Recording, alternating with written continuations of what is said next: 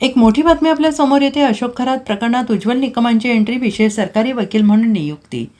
श्रद्धा आणि तंत्रमंत्राच्या नावाखाली महिलांचे लैंगिक शोषण करणाऱ्या भोंदूबाबा अशोक खरात प्रकरणात आता एक अत्यंत मोठी आणि महत्त्वाची अपडेट समोर आली आहे. राज्यभर खळबळ उडवून देणाऱ्या या प्रकरणाच्या कायदेशीर लढाईत आता देशातील नामांकित कायदेतज्ञ आणि ज्येष्ठ वकील ॲडव्होकेट उज्ज्वल निकम यांची एंट्री झाली आहे.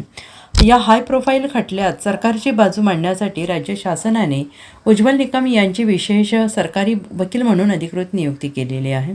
ॲडव्होकेट निकम यांच्या एंट्रीमुळे या प्रकरणाशी संबंधित असलेल्या बड्या राजकीय नेत्यांचे आणि वरिष्ठ प्रशासकीय अधिकाऱ्यांचे धाबे दणाणलेले आहे. स्वतःला सिद्धपुरुष आणि अंकशास्त्रज्ञ म्हणून घेणारा भोंदूबाबा अशोक खरात प्रकरण राज्यभरात चर्चेत आलेलं आहे. दैवी शक्तीची भीती दाखवून, गुंगीचे औषध देऊन आणि प्रसाद म्हणून दिल्या जाणाऱ्या पेढ्या किंवा पाण्यातून अंमली पदार्थ देऊन तो महिलांचे लैंगिक शोषण करायचा.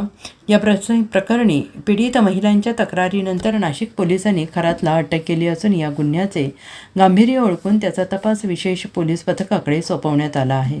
SITने या प्रकरणाचा सखोल तपास करताना आरोपी अशोक खरात याच्या कार्यालय आणि फार्म हाऊसची कसून झडती घेतली. या कारवाई दरम्यान पोलिसांच्या हाती अत्यंत धक्कादायक पुरावे लागलेले आहेत. महिलांचे लैंगिक शोषण करतानाचे तब्बल 100हून अधिक अश्लील व्हिडिओ पोलिसांना मिळून आलेले आहेत. यावरून खरातने अनेक महिलांना आपल्या जाळ्यात ओढल्याचं स्पष्ट झालेलं आहे. खरात विरोधात लैंगिक अत्याचार, फसवणूक, महाराष्ट्र नरबळी आणि जादूटोणा प्रतिबंधक कायदा अंतर्गत गंभीर गुन्हे दाखल करण्यात आलेले आहेत. Bureau report, SBN Marathi, Nashik.